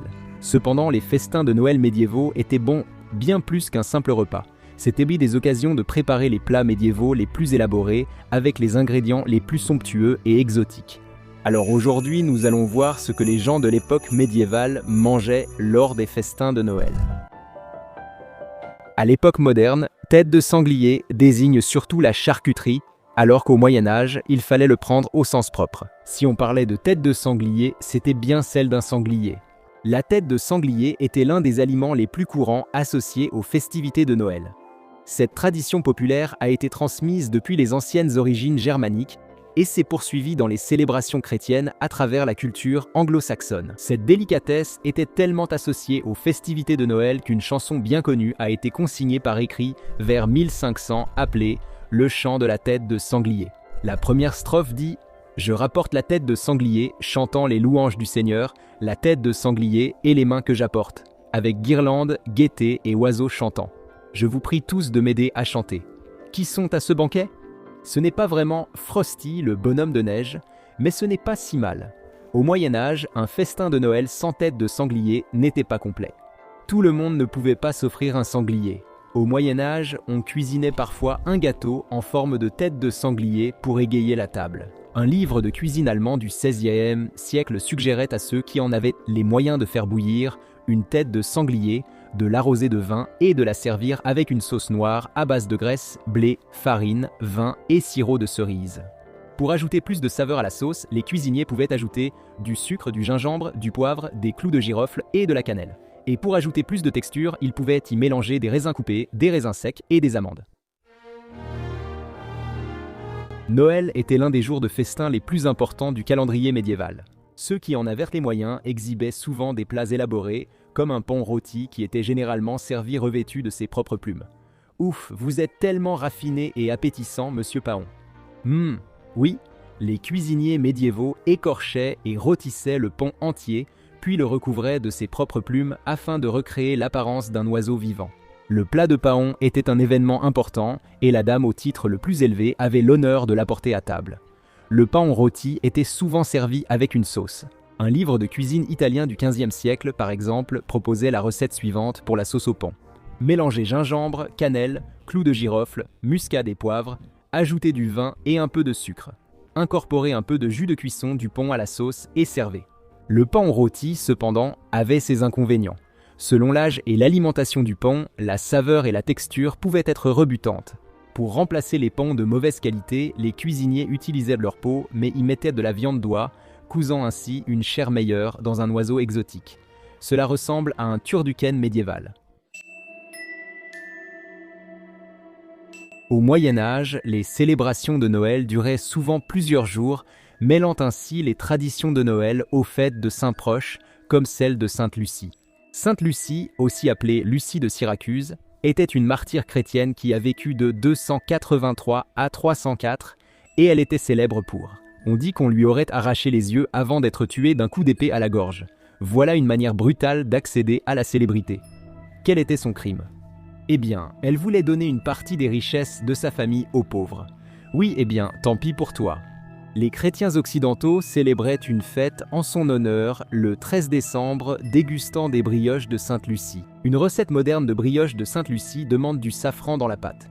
Après avoir formé et pétri la pâte, enfoncez des raisins secs dans la pâte. Pour représenter le meurtre, les yeux arrachés de Sainte Lucie, rien à dire. Mange-moi comme du pain en forme d'yeux arrachés. Moelleux. Le roi Richard d'Angleterre, célèbre sous le nom de Richard Cœur de Lion, servait à ses invités de Noël des tourtes à la viande hachée. À l'époque, on les appelait les tourtes de Noël, ce qui, pour être honnête, sonne bien plus comme un nom de produit commercialisable que tourte à la viande hachée. L'association des tourtes à la viande hachée avec Noël date des croisades, lorsque les croisés ont rapporté des épices orientales comme le gingembre, les clous de girofle et la muscade, censés symboliser les cadeaux des rois mages. Les cuisiniers assaisonnaient les viandes de l'abattage hivernal avec ces épices, puis ajoutaient fruits et autres épices avant la cuisson. Dans une pâte en forme de mangeoire, la tourte était décorée d'un petit Jésus en pâte symbolisant sa naissance. Les amateurs de mince-pie mangeaient une tourte à la viande chaque jour pendant les 12 jours de Noël. Ils ne pouvaient pas couper les tourtes au couteau, car cela portait malheur en symbolisant la coupure du berceau du petit Jésus. La tradition des tourtes à la viande pour Noël continue encore aujourd'hui, mais les tourtes ne ressemblent plus à la crèche biblique. Ce qui est probablement mieux, car maintenant vous pouvez utiliser un couteau. L'anguille, comme d'autres poissons, était un plat populaire à Noël, mais sa préparation variait en Europe. En Suède, elle était servie avec une sauce moutarde ou fumée. Les Européens du Sud cuisinaient l'anguille au vin ou au lait d'amande, tandis que les Allemands médiévaux la faisaient mijoter au vin avec safran et gingembre. Une recette vénitienne demandait de cuire lentement des haricots borlotti pendant 1h30, puis d'ajouter du beurre, un oignon, du céleri et une carotte. Avant, enfin, d'ajouter l'ail et l'anguille dans le ragoût, puis de porter le tout à ébullition. Donc oui, il y avait beaucoup d'options pour le cuisiner, mais au final, les Européens adorent ce plat d'anguille. L'association du pain d'épices avec Noël existe depuis le Moyen-Âge. Une recette anglaise du XVe siècle commence par 1 litre de miel, bouilli et écumé. Le chef ajoutait ensuite du safran et du poivre. Ensuite, il incorporait du pain râpé et un peu de cannelle, puis façonnait le mélange en carrés. Les boulangers utilisaient aussi souvent des moules ou tampons pour le pain d'épices. Ces moules en bois servaient aux boulangers à façonner leurs produits, comme on fait aujourd'hui des bonshommes en pain d'épices. De nombreux foyers à l'époque médiévale servaient du potage à leur table de Noël. C'était un terme générique pour désigner tout aliment cuit dans une marmite. Assez logiquement, il s'agissait souvent d'un ragoût. Le potage pouvait donc contenir divers types de viande, légumes ou fruits. Par exemple, une recette de potage de Noël commençait par faire bouillir un jarret de bœuf, puis on ajoutait du vin rouge, de la bière et des épices comme le clou de girofle et la muscade pour donner au potage sa saveur de Noël. Le cuisinier ajoutait ensuite pommes bouillies, groseilles, raisins secs et pruneaux. Plus tard, le bœuf pouvait être retiré et mangé à part du potage. Un autre type de potage, appelé porrée, était particulièrement apprécié. Préparé à partir de poireaux bouillis, le porree ressemblait probablement le plus à ce que nous appellerions aujourd'hui une soupe aux poireaux. Le pudding aux figues, cité dans le chant « Nous vous souhaitons un joyeux Noël », était une bouillie médiévale épaissie. Le pudding aux figues médiéval était plus proche d'un ragoût que du pudding solide moderne. Une recette d'un livre de cuisine anglais du XIVe siècle demandait de blanchir puis broyer des amandes. Après avoir ajouté vin et eau, le cuisinier incorporait figues, raisins secs, gingembre et miel, puis faisait bouillir jusqu'à épaississement. Au lieu du lait de poule, les Européens du Moyen Âge buvaient du posset à Noël. Cette boisson alcoolisée épaisse contenait œufs, crème, bière ou vin, épaissie avec pain, farine d'avoine ou pâte d'amande. Une recette du XVIIe siècle recommandait de faire bouillir 1 litre de crème avec des épices entières. Pendant que la crème bout, battez 16 œufs et mélangez-les avec du vin blanc chaud. Incorporez les œufs et le vin dans la crème et laissez reposer pendant au moins 30 minutes à feu doux. La crème va cailler et prendre une consistance semblable à celle du fromage. Le syllabub, une version plus légère du posset, pouvait aussi figurer sur la table de Noël. Les dragées étaient une friandise saisonnière très prisée au XVIe siècle et accompagnaient souvent les assiettes d'épices médiévales. Selon Jean Girard, herboriste et auteur du XVIe siècle, les prunes fraîches avaient peu de valeur nutritive. Cependant, le séchage des prunes les transformait en un mets plus nourrissant. De plus, la conservation des prunes permettait de les garder plus longtemps. Une méthode du XVIe siècle pour préparer des prunes au sucre consiste à les faire bouillir dans du sucre clarifié, puis à les laisser tremper 3 jours. Retirez les fruits, faites bouillir le sirop avec plus de sucre, remettez-les et laissez mijoter. Placez les prunes sur une grille, retournez-les tous les 2 jours. Une fois sèches, les prunes au sucre se conservaient toute l'année. Pendant Noël, ces douceurs pouvaient hanter l'esprit des enfants bien au chaud dans leur lit. De nombreuses recettes de Noël nécessitent de la bière parce que, c'est Noël, mais en plus de cuisiner avec de la bière, un festin de Noël peut aussi proposer des chopes de bière. C'est la saison pour être joyeux. Au Moyen Âge, la bière était omniprésente, mais rarement produite en masse, car elle se conservait mal. La plupart des foyers la fabriquaient eux-mêmes. La bière médiévale, sans houblon, était plus aqueuse que celle d'aujourd'hui et faite de céréales, d'eau et de levure, mais elle était appréciée par toutes les classes sociales européennes. Une recette médiévale de bière demande plus de 2 kg de malt, environ 700 g de flocons d'avoine et 13 litres d'eau. Faites bouillir l'eau, puis écrasez le malt et mélangez-le à l'avoine. Ajoutez lentement l'eau bouillante au mélange et laissez reposer. Ce processus prend plusieurs heures. Après avoir retiré le mou, ajoutez 2 sachets de levure de bière. La fermentation de la bière prend plusieurs jours. Noël était le jour où l'on servait des viandes raffinées. Même les familles pauvres pouvaient abattre une oie pour Noël, ou Scrooge pouvait leur en envoyer une après sa visite des 3 fantômes. D'accord, ce n'était pas l'époque médiévale, mais allez, c'est une bonne référence. Passons, une recette d'oie farcie remonte au moins au XIVe siècle. La recette demandait au cuisinier de farcir l'oie avec de la sauge, du persil, des coings, des poires, de l'ail et du raisin, puis de la rôtir. Après la cuisson, les cuisiniers préparaient et servaient l'oie farcie avec une sauce faite de graisse, de vin et d'épices douces. Les vins épicés portèrent de nombreux noms, hippocras, piment et vin chaud. Cependant, l'un des types de vins les plus courants dans l'Europe médiévale était le clairet. Ce n'était pas le vin de Bordeaux de qualité que ce mot évoque aujourd'hui. Les vins épicés concluaient la plupart des festins médiévaux, y compris à Noël.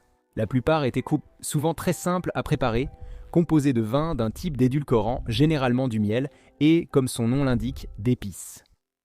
Nommé d'après la reine Victoria qui a régné au Royaume-Uni de 1837 jusqu'à sa mort en 1901, l'époque victorienne fut une période marquée par des tendances changeantes, des attitudes nouvelles et de nombreuses innovations.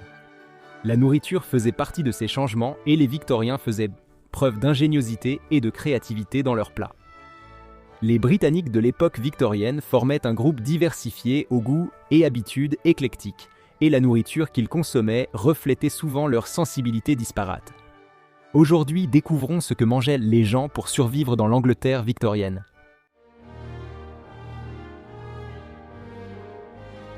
Parmi d'autres choses, les Victoriens étaient des horticulteurs enthousiastes, et ils adoraient y bricoler et créer leur propre variété de fruits et de légumes. L'un des fruits les plus réussis à émerger à la fin de l'époque victorienne fut la fraise Royal Sovereign, développée par Thomas Laxton en 1892. Elle était succulente et savoureuse. Les botanistes du XIXe siècle étaient en quelque sorte en quête de développer une fraise aussi grosse que la variété américaine, mais aussi sucrée que la variété européenne. La création de Laxton a marqué des points sur les deux plans. Sa fraise Royal Sovereign a eu un tel succès que le magazine Country Life Illustrated a déclaré en 1899 que c'était l'une des meilleures fraises jamais cultivées.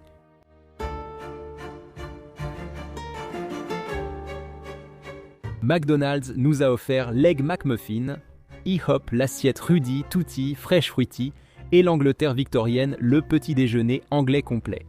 Généralement composé d'œufs au plat, bacon, haricots blancs à la sauce tomate, tomates grillées et champignons, le petit déjeuner anglais complet demeure un repas populaire. Avant l'époque victorienne, seuls les riches pouvaient manger des œufs et de la viande au petit déjeuner. Ce changement s'est opéré au XIXe siècle, alors que le niveau de vie de la majorité augmentait. À la fin de cette époque, même les ouvriers victoriens avaient le temps et l'argent pour un petit déjeuner plus élaboré.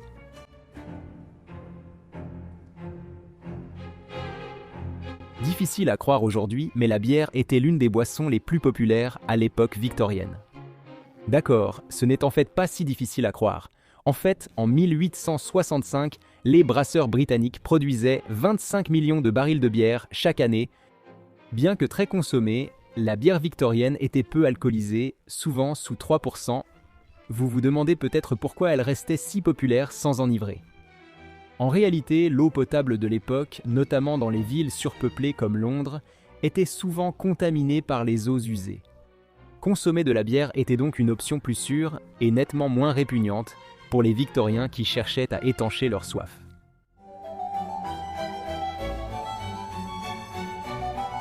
Le climat du Royaume-Uni empêchant la culture du sucre, il devait être importé. Personne ne sait exactement quand l'importation de sucre a commencé, mais certains pensent que cela pourrait remonter aussi loin qu'en 1264. À la cour d'Henri III, il faudra attendre le XIVe siècle pour que le sucre soit utilisé de façon générale. Mais même à cette époque, il était incroyablement cher, atteignant des prix qui, de nos jours, équivaudraient à environ 50 livres anglaises ou 70 $ américains par livre. Sans surprise, ce luxe est resté réservé aux ultra-riches. Cependant, grâce en partie à la suppression des taxes sur le sucre importé en 1874, les bonbons sont rapidement devenus populaires et pouvaient être trouvés pratiquement partout dans le monde victorien. L'un des bonbons les plus populaires était le Bullseye, nommé d'après les yeux d'un taureau. La friandise n'était pas aussi peu appétissante que son homonyme, ces bonbons rayés rouges et blancs, sucrés, étaient en réalité aromatisés à la menthe. Le XIXe siècle a vu naître sans doute l'aliment de petit déjeuner le plus populaire, les céréales. Des entrepreneurs américains comme Sylvester Graham ont créé des céréales pour proposer une alimentation saine. Certains sont allés plus loin. John Kellogg a ainsi inventé les cornflakes, aliments fades destinés à freiner les pulsions sexuelles. Parce qu'apparemment, il pensait que c'était quelque chose que les gens voulaient. Les céréales pour le petit déjeuner se sont imposées en Amérique au milieu du siècle et ont continué à gagner en popularité. Quiconque s'est récemment rendu dans un supermarché pourrait en témoigner, puisque pratiquement tous les supermarchés existants aujourd'hui consacrent un rayon entier à des produits comme les Frosted Flakes, les Cheerios, les Honeycombs et des dizaines d'autres. Les Britanniques n'ont pas adopté ces produits comme les Américains. Les Victoriens britanniques préféraient généralement manger de la bouillie, de l'avoine ou du porridge. Après avoir goûté au Captain Crunch, vous ne l'abandonnerez jamais. Ils ne commenceraient vraiment à apprécier les céréales préparées qu'au début du XXe siècle.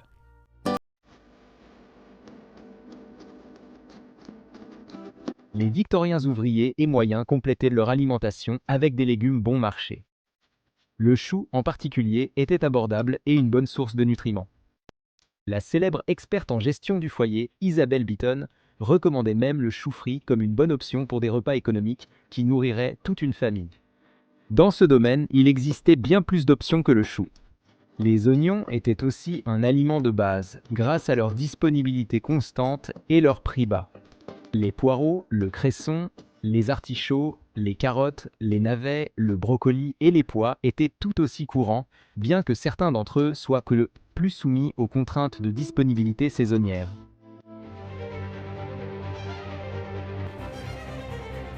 À mi-période, la situation alimentaire s'améliorait et la plupart des Victoriens mangèrent de la viande au moins une fois par semaine.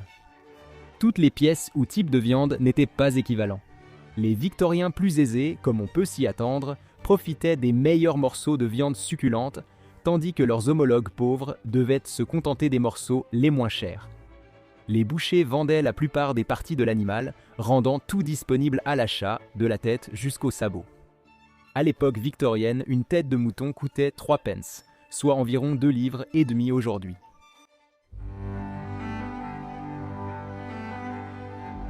Les rituels civiques et les festivals rythmaient la vie à l'époque victorienne, et la nourriture jouait toujours un rôle dans ces festivités. Personne ne préparait de mets festifs mieux que la communauté de Denbigh dans le West Yorkshire. Pour les événements nationaux, les boulangers locaux préparaient d'immenses tourtes à la viande et aux pommes de terre. Parmi les événements qui justifiaient la confection d'une immense tourte figurait la défaite de Napoléon à Waterloo en 1815, l'abrogation des lois sur le maïs en 1846 et le 50e anniversaire du règne de la reine Victoria en 1887.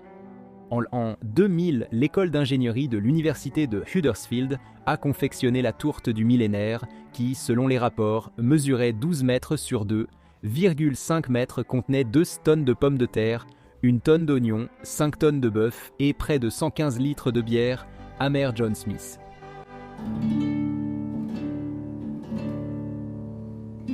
Les Victoriens, jardiniers passionnés, appréciaient souvent les fruits de leur travail. Le néflier, fruit très dur, n'était pas un choix évident pour un repas, mais les Victoriens ont tenté l'expérience. En le laissant légèrement pourrir, cela ramollissait le fruit, le rendant ainsi comestible. Les nèfles ramollies pouvaient se manger, mais beaucoup de Victoriens les préféraient en fromage ou en gelée. Les nèfles existaient bien avant l'ère victorienne, elles n'étaient donc pas propres à cette époque. Elles méritaient même d'être mentionnées dans les œuvres de Chaucer, Dekker et Middleton. Pas moins de 4 mentions des nèfles peuvent être trouvées dans les pièces de William Shakespeare, y compris dans Timon d'Athènes. Comme il vous plaira, Mesure pour mesure et même Roméo et Juliette.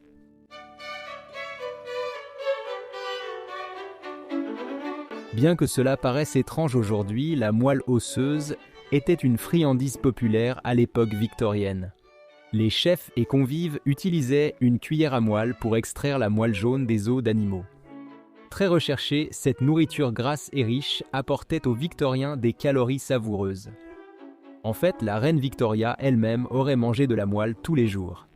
Son ancien chef, Charles Francatelli, a créé des toasts à la moelle pour elle. Sa recette relativement simple consiste à servir de la moelle osseuse, assaisonnée avec des ingrédients comme du persil et du jus de citron, sur du pain grillé.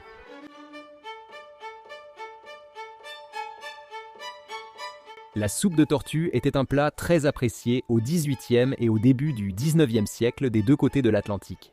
Mais l'ingrédient essentiel, la viande de tortue, était relativement difficile à trouver et extrêmement chère. Les cuisiniers victoriens ont ainsi créé leur propre version de cette soupe. C'était identique à la version coûteuse, mais il manquait un élément clé, la tortue. Il fallait donc remplacer l'ingrédient éponyme par autre chose, d'où le mock dans la mock turtle soup. Alors, qu'utilisaient-ils ? Par exemple, la mock turtle soup se faisait avec d'autres viandes, comme tête de veau, cervelle ou abats.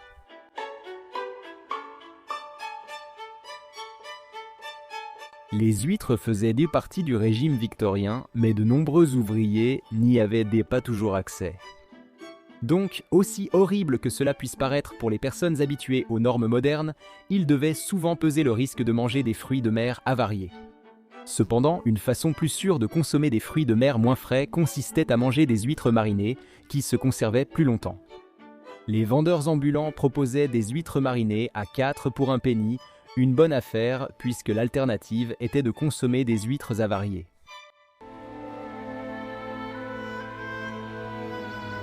En matière de nourriture, les Victoriens étaient avant tout efficaces et ils utilisaient généralement la plupart des parties d'un animal une fois qu'il était abattu. Cette frugalité faisait de la tête de veau une viande populaire et abordable pour toutes les classes sociales. Et pourquoi ne le serait-elle pas? La tête de veau était un ingrédient étonnamment polyvalent et pouvait être préparé de plusieurs façons. Certaines recettes demandaient de faire bouillir la tête, tandis que d'autres expliquaient comment la rôtir. Cela dit, préparer une tête de veau pouvait être laborieux et exigeait que le cuisinier retire les os et la peau. En revanche, les cervelles et la langue étaient rarement gaspillées.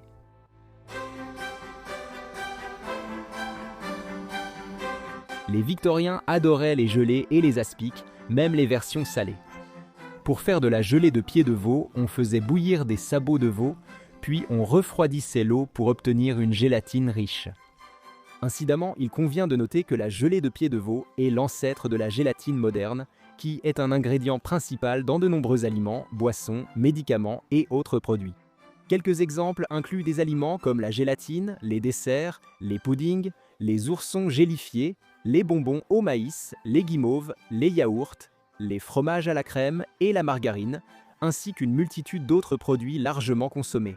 On la retrouve également dans des produits non alimentaires comme l'arfimanette, comme les cosmétiques, le matériel d'éclairage, les têtes d'allumettes bleues et les films photographiques, pour n'en nommer que quelques-uns. C'est exact, au cas où vous ne le sauriez pas déjà, la gélatine, qu'on retrouve dans tous ces aliments et produits, est principalement fabriquée à partir de parties d'animaux. Les Victoriens pensaient que la gelée de pied de veau était nourrissante pour les malades, et on trouvait souvent des recettes dans les livres de cuisine pour invalides.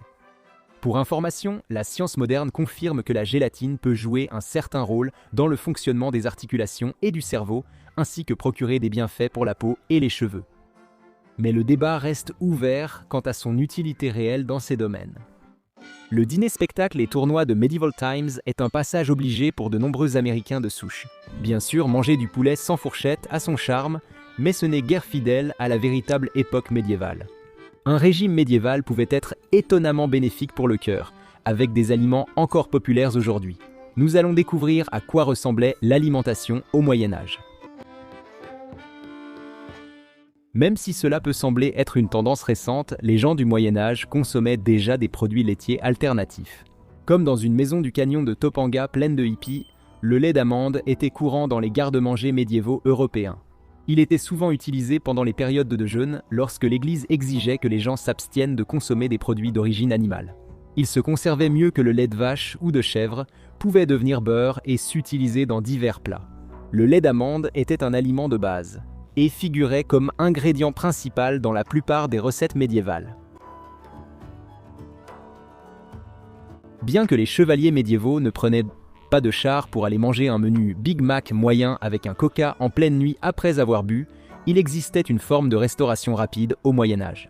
Les archéologues ne trouveront probablement pas une vieille paire d'arches dorées délabrées, mais il existait des endroits où l'on servait des tourtes à la viande, des gâteaux chauds, des crêpes et des gaufrettes préparées pour être consommées immédiatement. Attends, ça ressemble en fait plus à un Waffle House. Selon des chercheurs de Penn State, ces McDonald's médiévaux avaient une réputation similaire à celle de Mickey D's, étant considérés comme de moindre qualité, même s'ils étaient toujours très savoureux et étaient perçus comme sales et malhonnêtes. Les chercheurs ont aussi découvert ces restaurants de restauration rapide décontractés. À l'époque, on utilisait le terme viande de manière assez large, utilisant parfois du lapin avarié dans des tourtes à la viande qui n'étaient probablement pas étiquetées comme tourte au lapin rance. Tout comme Grégory au bureau, les paysans médiévaux adoraient le pain. Le régime alimentaire typique d'un Européen médiéval comprenait 2 à 3 livres de pain et de céréales par jour, ainsi qu'un gallon de bière, trouble à faible teneur en alcool, pour accompagner le tout. Les paysans faisaient preuve de créativité avec leurs céréales, comme le blé, l'avoine et l'orge, les faisant bouillir pour en faire un bol de bouillie ou les cuisant pour obtenir une miche de pain. Ils évitaient la viande rouge avec leurs glucides, privilégiant pois, lentilles ou poissons pour les protéines.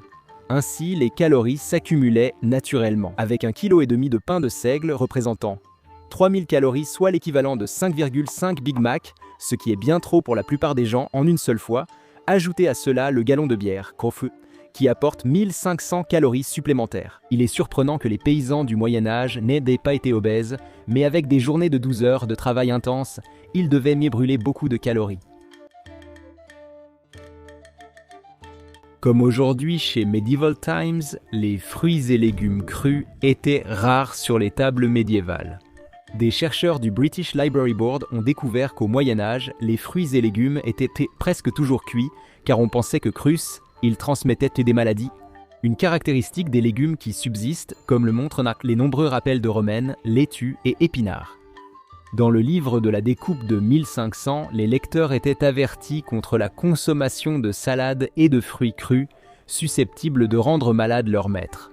Les herbes aromatiques, considérées saines, servaient surtout en médecine et en cuisine, contrairement aux autres plantes vertes jugées malsaines. Cependant, une salade au dîner n'était pas inconnue pour les citoyens de la classe inférieure au Moyen-Âge. La salade, jugée à peine suffisante pour les plébéiens qui consommaient des produits de la terre, laissait les carottes, navets et autres légumes racines comme aliments encore plus paysans. Une salade de roturier mélangeait divers légumes comme laitue, oignons, carottes, avec parfois huile, noix ou olives, ou ce qui ressemble à une salade d'accompagnement typique dans la plupart des restaurants italiens. Les riches évitaient généralement les légumes, mais estimaient qu'un oignon, de l'ail ou un poireau pouvaient parfois figurer sur leur table et, hélas pour l'alcool, dans leur bouche. L'image stéréotypée d'un festin médiéval présente un cochon rôti entier comme pièce maîtresse, et cette image était en fait assez courante à la table de ceux qui étaient aisés. Le porc était considéré comme l'une des viandes et des graisses les plus nobles dans l'Europe médiévale, et le cochon de lait en particulier était un plat principal très convoité. Un cochon de lait est exactement ce que son nom indique, un très jeune porc qui tétait probablement encore sa mère avant d'être servi au dîner. Comme le veau aujourd'hui, dont la préparation n'est pas très différente de celle de son jeune ami le porc, la viande était considérée comme un mets délicat. Les historiens s'accordent, le cochon de lait symbolisait le statut social lié à l'abondance de viande. L'utérus de truie figurait aussi comme mets délicat dans les livres de cuisine médiévaux. Succulent cochon de lait.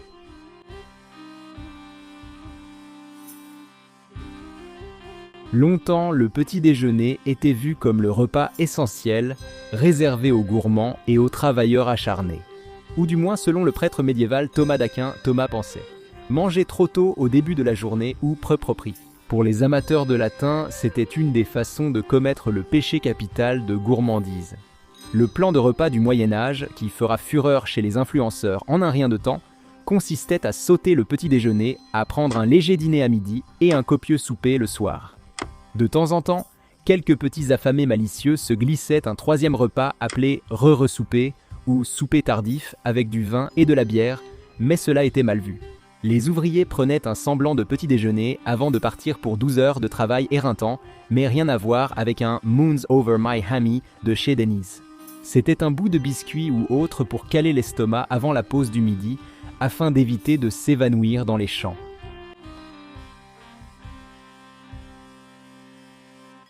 La viande était une denrée très recherchée à cette époque, ce qui la rendait difficile à obtenir pour les plébéiens de l'époque.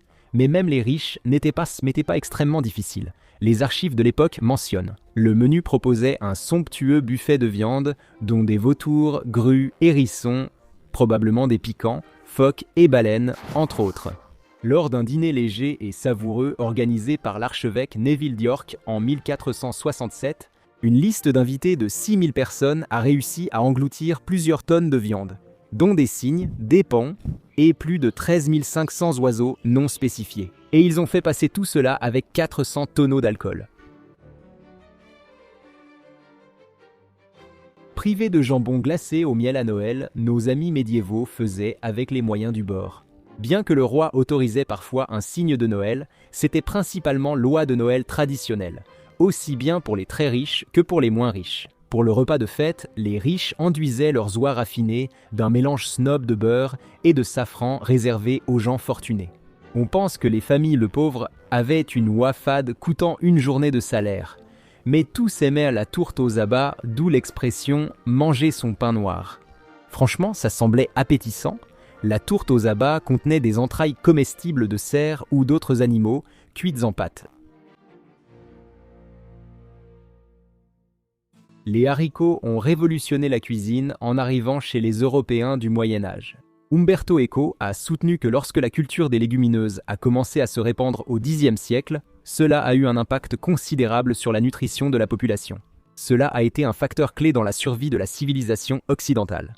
Cela peut sembler exagéré, mais ajouter des haricots à l'alimentation des travailleurs apportait plus de protéines dans une société où la viande était rare. Après l'arrivée des haricots dans la cuisine européenne, la population des moins favorisés a doublé en quelques siècles. Coïncidence ? Peut-être, mais souvenez-vous que les haricots étaient vus comme un aphrodisiaque. Oui, vous connaissez le célèbre dicton. Les haricots, le fruit magique. Plus on en mange, plus on a envie de faire des bébés. Aujourd'hui, les guerres de pâtisserie désignent surtout de gentilles compétitions entre chefs amateurs sur Netflix, alors qu'au Moyen-Âge, cela avait un sens bien plus littéral. À cette époque, la pâtisserie était très sérieuse. Les boulangers professionnels formaient de puissantes guildes, agissant comme syndicats et mafias. Les boulangers adhérents versaient une cotisation, devenant membres exclusifs d'un club. Dans une région, ces cotisations servaient surtout d'assurance utile par la suite. Si jamais quelque chose arrivait à votre entreprise ou à votre famille, belle boulangerie, ce serait dommage qu'il lui arrive quelque chose.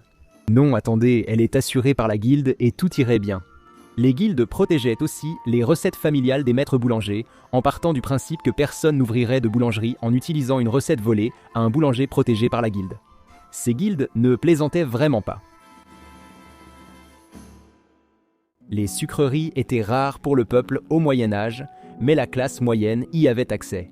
Un festin de classe moyenne ressemblait souvent à un repas familial traditionnel. Aujourd'hui, plusieurs plats sont servis ensemble, alors qu'avant les services étaient espacés dans la soirée. Avec ce festin glouton digne d'un dessin animé, les desserts étaient intercalés entre les plats comme une sorte de nettoyant pour le palais. C'est ainsi que le dessert devrait toujours être servi après chaque bouchée de nourriture. L'un de ces desserts était appelé soltiti, qui était décrit comme une offrande ornementale élaborée faite de pâtes ou de massepain. Il représentait souvent un thème adapté à l'occasion, comme une bataille nocturne ou une cérémonie d'inscription à la guilde des boulangers. Le roi Richard III, étant roi, mangeait certainement comme tel jusqu'à sa mort lors de la dernière bataille des Deux Roses en 1485. Comment le savons-nous ? Il mangeait de façon si riche que cela s'est retrouvé jusque dans ses os. Des archéologues, des géochimistes et d'autres chercheurs ont analysé les os du roi Richard et ont pu conclure qu'il mangeait effectivement. Un régime riche et prestigieux d'un aristocrate fortuné, ce qui est logique. Plus précisément, les chercheurs ont réussi de façon miraculeuse à préciser son régime alimentaire qui comprenait beaucoup de poissons d'eau douce et de gibiers à plumes et, au cours de ces dernières années, une grande quantité de vin. En examinant ses os, Richard III fut peut-être le dernier roi plantogène d'Angleterre, mais possédait les os alimentaires d'une femme au foyer de banlieue. En cétose, le régime méditerranéen est très populaire comme alternative saine au régime américain riche en cheeseburgers et donuts. En réalité, c'est le régime médiéval qui devrait être glorifié sur toutes les pages de Goop. Les gens du Moyen-Âge n'avaient pas la médecine moderne que nous avons aujourd'hui, et la peste noire, ce n'était pas génial. Mais en général, ils avaient une meilleure alimentation pour le cœur humain que la plupart des gens aujourd'hui. Manger 1,5 kg de pain paraît mauvais pour le cœur, mais c'était plus complexe. Cette civilisation n'avait pas les sucres raffinés présents aujourd'hui. Et les travailleurs travaillaient vraiment, participant à de l'exercice bénéfique pour le cœur. Ils faisaient tout ça juste pour toucher un salaire, avec comme petit bonus amusant de vivre plus longtemps. Le docteur Roger Henderson a déclaré à la BBC que ses recherches montraient que l'homme médiéval risquait moins les maladies coronariennes et le diabète que l'homme moderne. Il a suggéré que ce modèle était préférable pour nous au XXIe siècle que celui du ventre bien rempli. Les régimes méditerranéens. Ne culpabilisez pas de manger beaucoup de pain au beurre d'amande en évitant le bar à salade. Dites que c'est le régime médiéval et riez en vivant éternellement. Travaillez 12 heures par jour, 6 jours par semaine. Qu'en pensez-vous ? Mangez-vous du pain ? On vous voit. Dites en commentaire quel aliment médiéval vous voudriez goûter. Profitez-en pour découvrir nos autres vidéos sur notre histoire étrange.